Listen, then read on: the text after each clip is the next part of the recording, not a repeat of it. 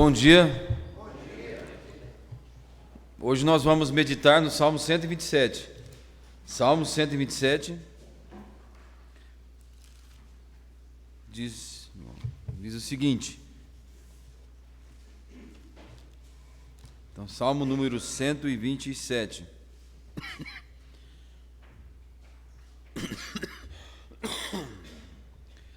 Se o Senhor não edificar a casa, em vão trabalham os que a edificam. Se o Senhor não guardar a cidade, em vão vigia a sentinela. Inútil vos será levantar de madrugada e repousar tarde, comer o pão de dores, pois ele dá aos seus amados o sono. Os filhos são herança do Senhor, e o fruto do ventre o seu galardão. Como flechas na mão do valente, assim são os filhos da mocidade. Bem-aventurado o homem que enche deles a sua aljava, não serão envergonhados quando falarem com os seus inimigos à porta. Até aqui, e Deus nos abençoe enquanto nós vamos meditar na sua palavra. Amém. Bom, comentaristas atribuem este salmo à autoria de Salomão, e provavelmente no período em que Salomão construiu o templo, né? E quando eles cantavam, se o Senhor não edificar a casa, eles estavam se referindo à casa de Deus, que o templo que estava sendo feito em Jerusalém, o templo para a adoração, o templo para louvar a Deus, oração para buscarem ao Senhor ali. Então, se realmente é isso, e tudo indica que é, Israel estava vivendo o seu auge.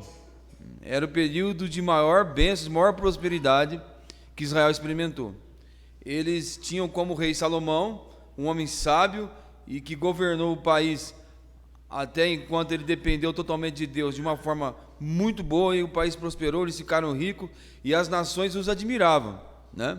E esses salmos, começando no Salmo 120 até o Salmo 134, são chamados salmos, na minha Bíblia aqui está escrito salmos de degraus, talvez na sua Bíblia salmos de romaria ou outro nome, mas está tudo indicando que é o seguinte: eles iam para Jerusalém para as festas anuais, né? Pelo menos uma daquelas 3 festas eles tinham que ir todos os anos, e eles iam a pé em romaria, né?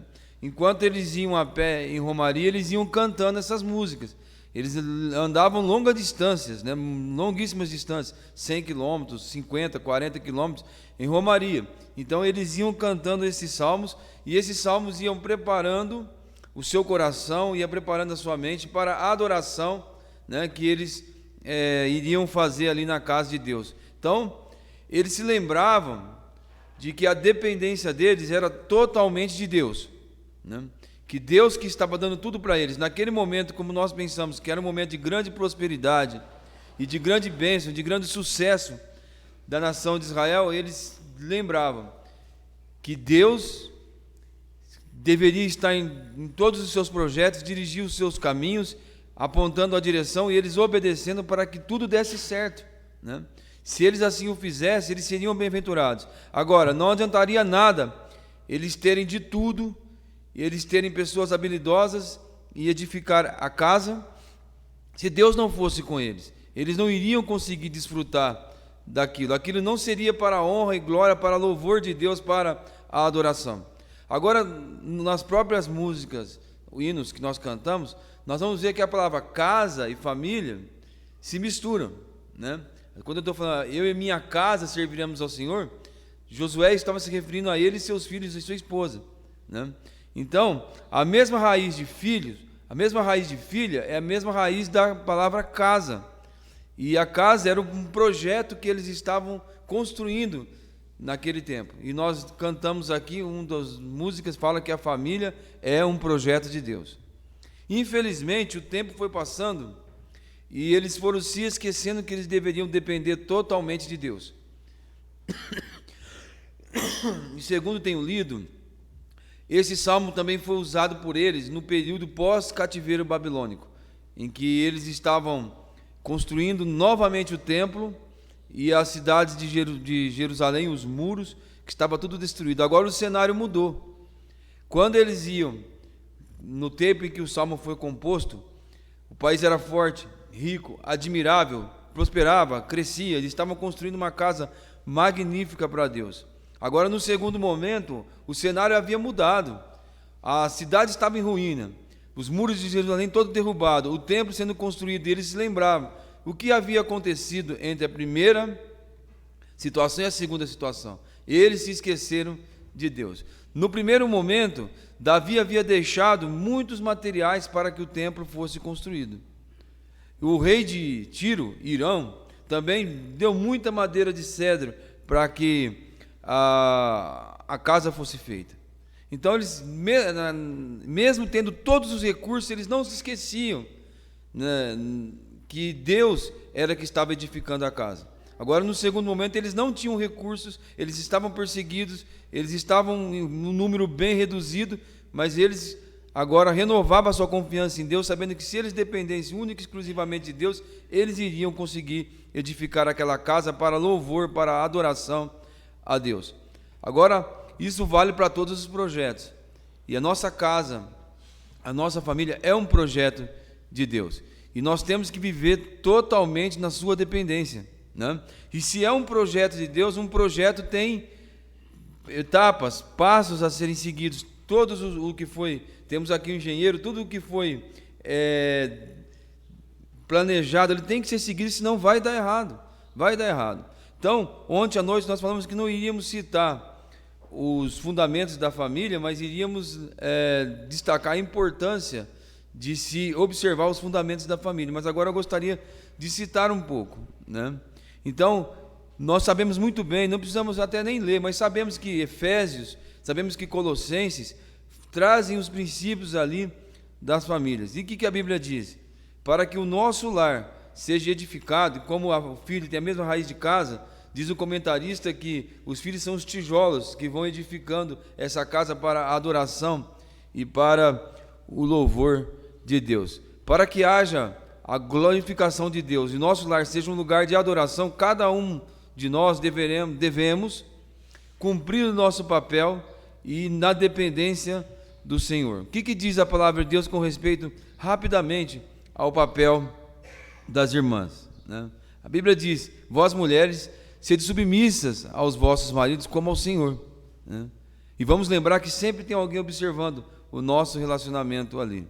Isso, hoje em dia, é ridículo, né, para a sociedade. E a maneira como eles pensam tem contaminado muito as igrejas. As nossas irmãs praticamente pensam da mesma forma, só não admite, né? Mas nas suas atitudes acabam mostrando isso. Nós temos aqui na nossa igreja uma das poucas igrejas que ainda usa o véu, né? E o véu é um símbolo dessa submissão. Então, se lá em casa você não consegue obedecer a palavra de Deus, não tem sentido você cobrir a sua cabeça.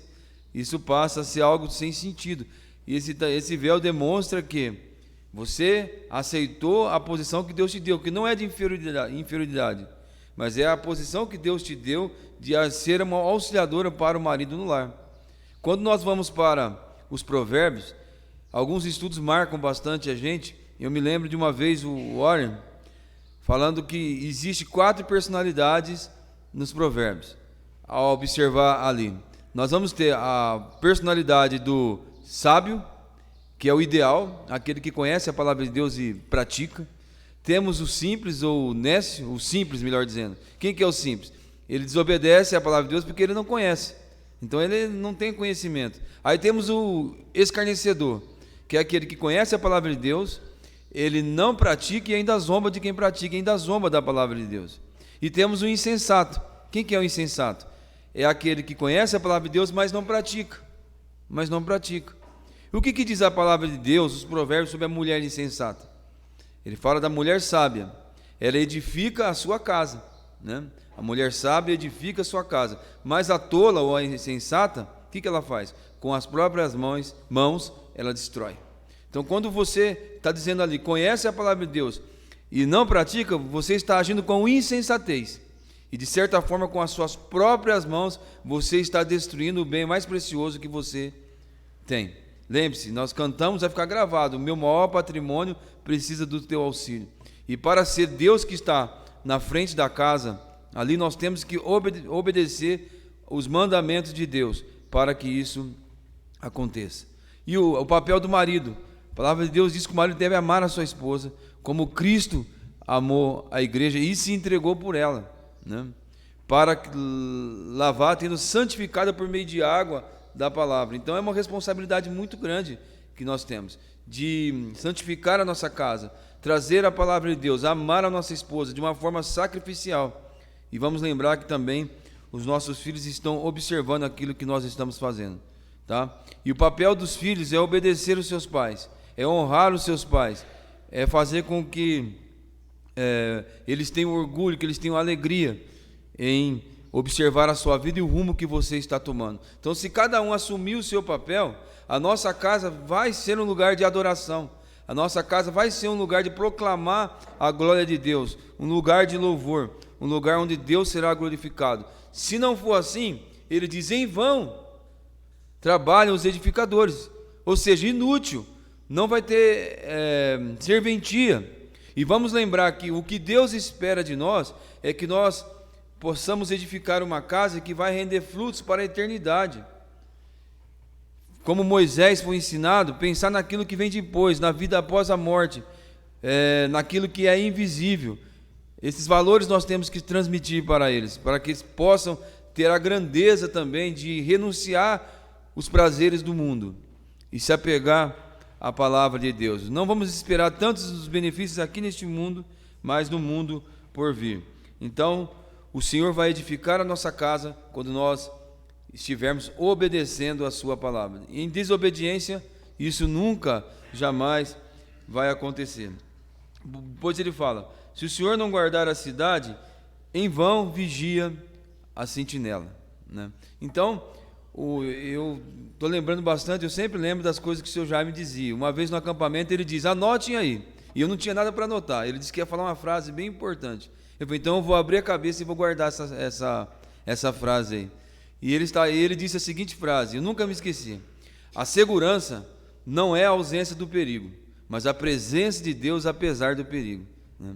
Então, Deus não está dizendo para que nós possamos abrir mão da nossa parte, né, da sentinela, dos guardas, de tudo que podemos fazer. Não é errado eu pagar o seguro do meu carro, não é errado eu colocar uma tranca nos portões da minha casa, mas o errado é se esquecer que nós dependemos totalmente de Deus, né? Esse salmo está ensinando a dependência de Deus. Isso é errado. Houve momentos em que exércitos fortíssimos foram derrotados pela nação de Israel com um número menor, porque eles dependiam de Deus e confiavam em Deus.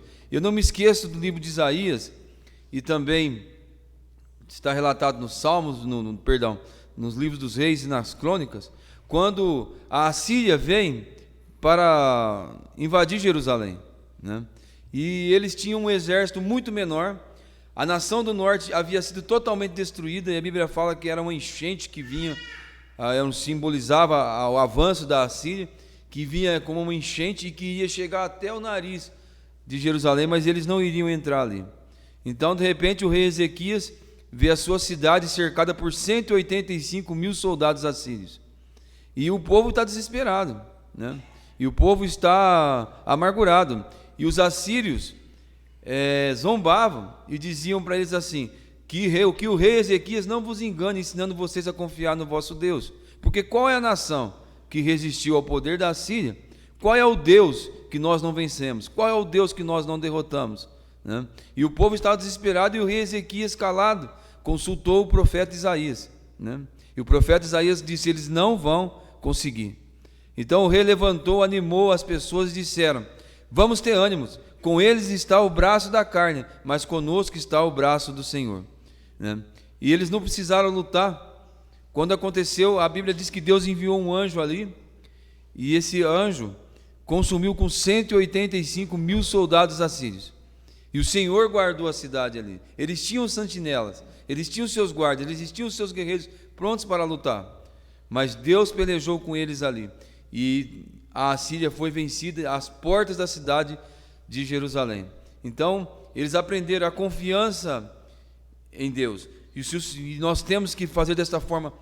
Eu acordo todos os dias de manhã e oro pelos meus filhos, pela segurança deles, pela proteção deles, pela minha esposa, né? E às vezes eu estou saindo com a minha moto e penso, mas eu não esqueci de orar hoje? Não, então sempre que eu levanto meu relógio desperta 1, 2, 3 vezes, ela deve ficar brava, mas é para mim não esquecer, né, de orar pelos meus filhos, de orar pela minha esposa, porque nós dependemos totalmente de Deus. Nunca se esquecer disso, para que possamos ter esse projeto bem sucedido, ter segurança, né? E guarde também essa frase, que a segurança não é a ausência do perigo, mas a presença de Deus, perdão, irmãos, apesar do perigo. E eles falam aqui também: inútil vos será levantar de madrugada. Perdão. Inútil vos será levantar de madrugada e repousar à tarde. Estava vendo um comentarista, ele diz: quem dorme tarde não quer levantar cedo, e quem levanta cedo não quer dormir tarde. Mas essa pessoa aqui, ela está levantando de madrugada e dormindo bem tarde. Ela está trabalhando longas horas ali no seu trabalho. Agora Deus está dizendo que vai ser inútil ela fazer isso, levantar de madrugada e repousar à tarde, e comer o pão de dores, pois ele dá aos seus amados o sono. Comer o pão de dores, o pão que penosamente granjeastes. Então Deus está dizendo que isso será inútil. Eu me lembro do meu pai. Meu pai trabalhava bastante, era um homem muito ocupado. E eu jogava bola, futebol todos os dias. Todos os irmãos que jogaram comigo sabem que eu não aprendi, né? Mas eu jogava todos os dias. E às vezes eu via o pai de um lá, o pai de outro lá, e nunca via meu pai, né? E um dia meu pai parou e eu achei que ele ia me dar uma dura. Só que ele parou atrás do gol. E eu gritei: pai, a bola vai bater no seu carro, tira o carro daí. E eu tinha que falar alto porque eu estava do outro lado do campo. Ele pegou e disse para mim: o dia que eu arrumei um tempo para ver você jogar futebol, você fala assim comigo. Ele tirou o carro e foi embora. Mas foi uma decepção para mim. E esse dia me marcou. É algo simples que talvez alguém teria esquecido, mas eu não esqueci. E nunca mais aconteceu disso. Nunca pude vê-lo ali. O que eu estou querendo dizer? Às vezes a gente organiza a nossa vida de tal forma que a gente não tem tempo para os nossos filhos. Sempre cansado, sempre estressado, sempre ali sem disposição para nada. E a pessoa que vive dessa forma vai sempre estar dando coice, né? Mas não é verdade? Você está estressado, cansado, você não vai ter aquela simpatia. A única coisa que você quer agora é parar e dormir, não quer que menino fique molando, não, né? E ele sente falta disso. Agora, o que a Bíblia fala? Isso será inútil. Isso será inútil. Ali no Eclesiastes, estamos perto aqui, o sábio Salomão, ele fala no Eclesiastes, capítulo 6, e versículo 1. Ele diz assim: há um mal que eu vi debaixo do sol, que pesa muito sobre o homem. Um homem a quem Deus deu riquezas, bens e honra, e nada lhe falta de tudo que sua alma deseja. Mas Deus não lhe dá o poder para disso comer. Antes o estranho come. Isso também é vaidade e grave mal. Ou quer dizer, essa pessoa possui tudo que alguém pode possuir, mas ele não tem de Deus o prazer de desfrutar daquilo. Não tem de Deus o prazer de ter aquilo, de se alegrar com aquilo. A única coisa que ele vai ter é de comer o pão de dores. Comer o pão que penosamente granjeasse. E não vai ter a alegria e o prazer em tudo aquilo que ele está fazendo. Porque ele organizou a vida dele procurando bens materiais, procurando ter cada vez mais, mas não vai conseguir desfrutar daquilo. Agora, a Bíblia não está incentivando a preguiça quando diz que aos seus amados Deus dá enquanto dorme. Ou na minha tradução, Deus dá o sono, né? Que o trabalho é algo abençoado por Deus. Nós vimos no nossa conferência agora ali, o irmão Eliseu pregando sobre 2 Tessalonicenses, lá está escrito: quem não trabalha, não come.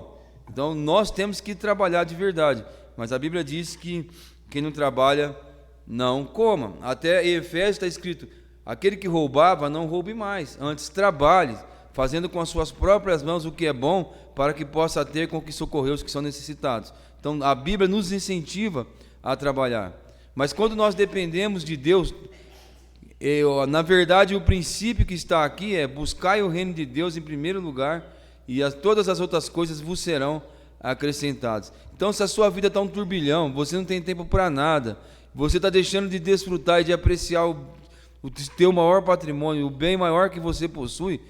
Repense isso. A gente pode viver com menos, a gente pode ter menos, a gente pode ter um carro mais simples, uma casa mais simples, roupas mais simples, mas desfrutar daquilo que é a maior riqueza que Deus nos deu. Quantas pessoas dedicam muito tempo além do necessário para isso, né? E Israel era totalmente dependente da agricultura. Então, enquanto eles dormiam, o trabalhador, Deus estava trabalhando, fazendo a semente germinar. Eu me lembro de Paulo falando na sua segunda viagem missionária a respeito de Deus a um povo que não o conhecia. Ele diz assim: Deus nunca deixou de dar testemunho de si mesmo. Ele mandou o fruto nas estações certas, enchendo de alegria e de mantimento os vossos celeiros, enchendo de alegria os vossos corações, porque Ele é misericordioso. Então, se nós dependemos dEle, não vai nos faltar o pão. Não vai nos faltar o pão. Que nós sejamos bem-aventurados em fazer as escolhas certas, em depender de Deus e não esquecer disso, e desfrutar, aproveitar os nossos filhos. Eu me lembro, minha mãe dizia assim para nós, né? Eu tenho tanta, mas tanta saudade do tempo que vocês estavam tudo em casa, né? E passa, depois a gente encheu de neto lá, né? Mas ela disse que tinha muita saudade, mas eu acredito que ela aproveitou bem o tempo que ela teve ali com a gente, né? Então aproveite, desfrute, organize a sua vida de outra forma, se você está vivendo assim, os seus dias como um turbilhão e sem tempo para os seus filhos. Aí eles falam: os filhos são herança do Senhor, e o fruto do ventre o seu galardão. Eu nunca aceitei a interpretação que me deram desse texto aqui. Eu posso estar errado, mas quando eu li a primeira vez, eu pensei da seguinte forma: os filhos são a herança do Senhor, e os frutos do ventre o seu galardão. Eu pensei, um dia eu vou casar, eu vou ter filhos e eu vou morrer, e meus filhos vão ficar aqui como a herança que eu deixei para o Senhor. Eu interpretei dessa forma, na simplicidade.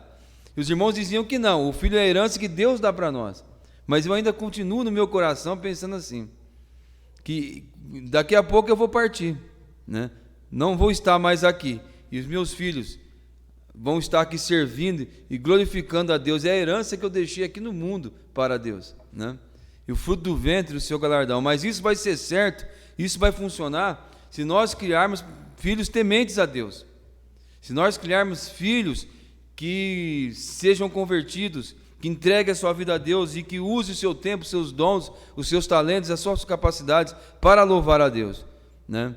E nós vamos partir, os nossos filhos vão ficar aqui como servos de Deus que nós deixamos aqui.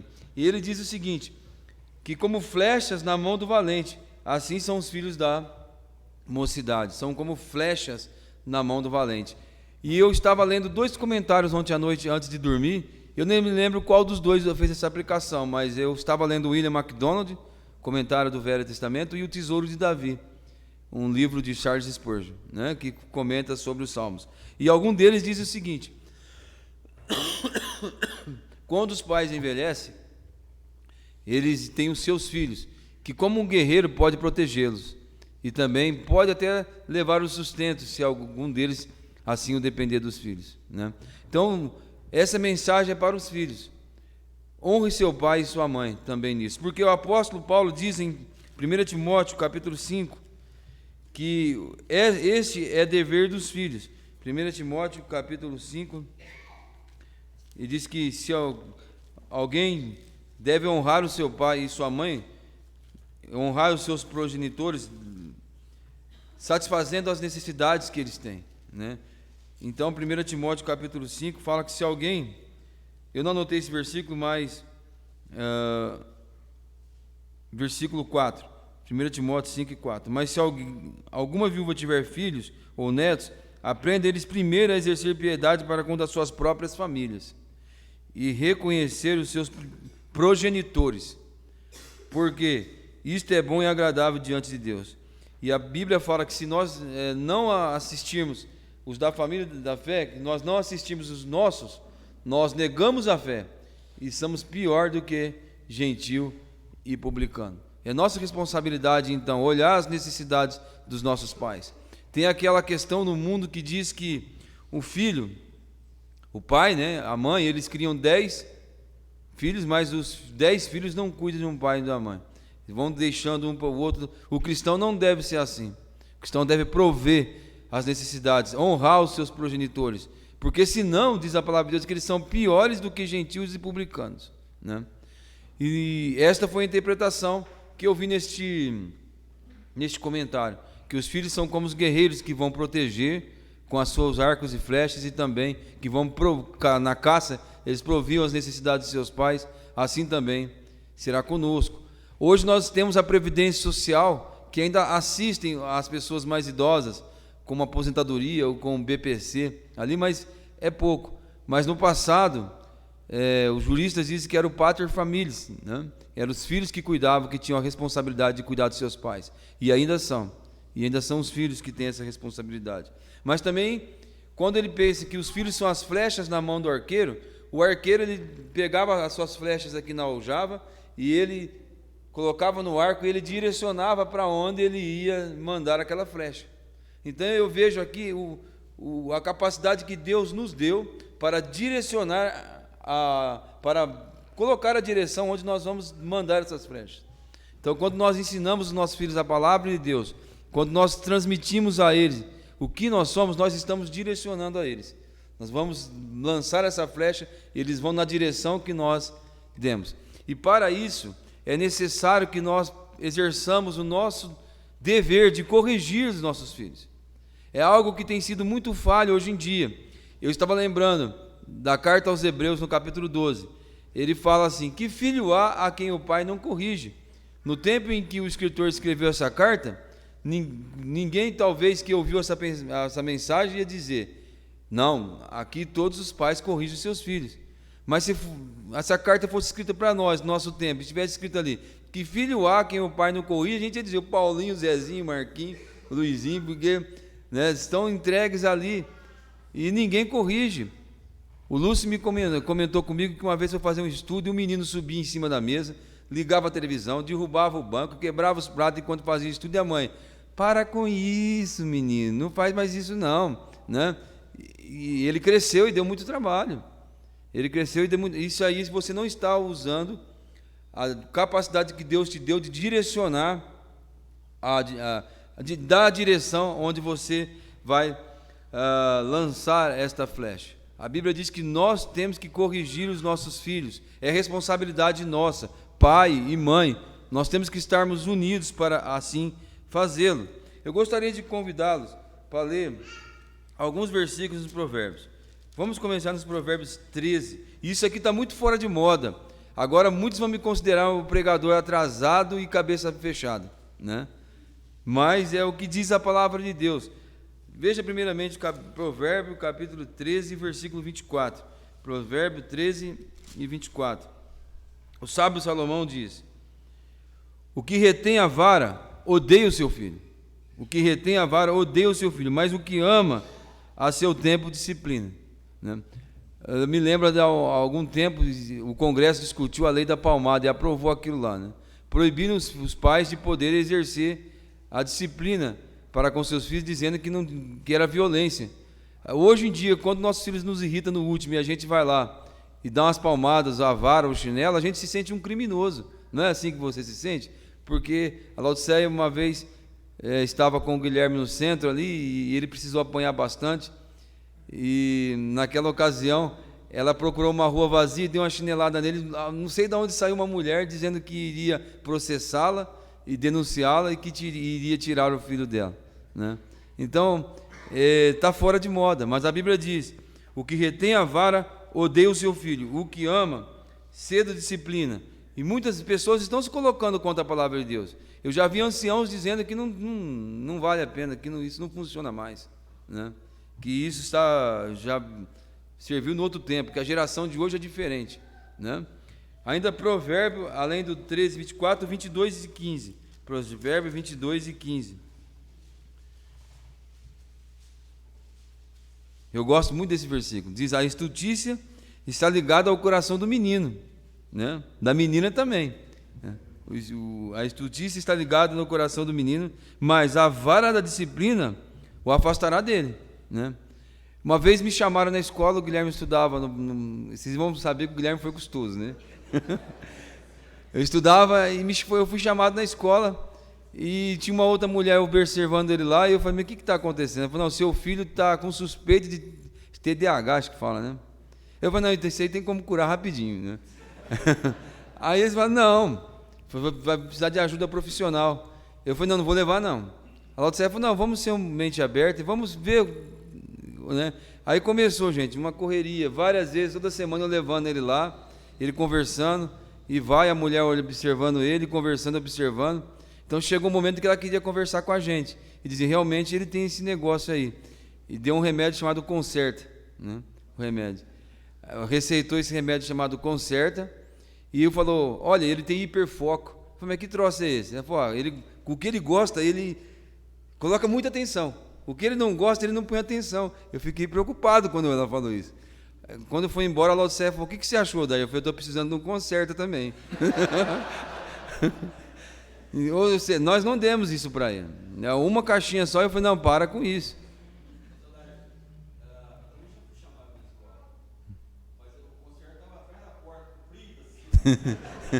Conserta mais rápido, gente. Desculpa, eu me lembrei de uma história que o irmão contou para mim. Ele disse que toda vez que repreendia a filha, ela batia a cabeça na parede. E o seu Jaime um dia foi lá na casa dele e falou, olha, toda vez que a gente repreende ela, ela bate a cabeça na parede, mandaram a gente levar ela num profissional. Ele falou, não, mas para quê? Né? Ele falou, tem um remedinho, Deus preparou um lugar na anatomia da criança que se você aplicar o remedinho ali, vai sarar rapidinho. Foi uma dose do remédio do seu Jaime. Nunca mais bateu a cabeça na parede.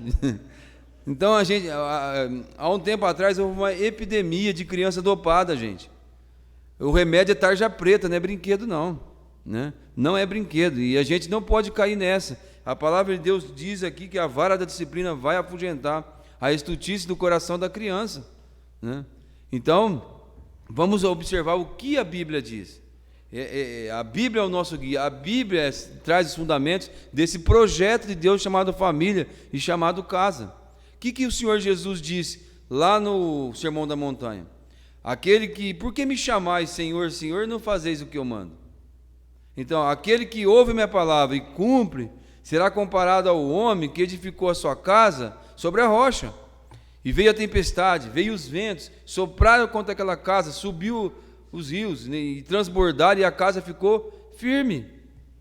Mas aquele que ouve a minha palavra, não pratica, é semelhante ao homem que edificou a casa sobre a areia.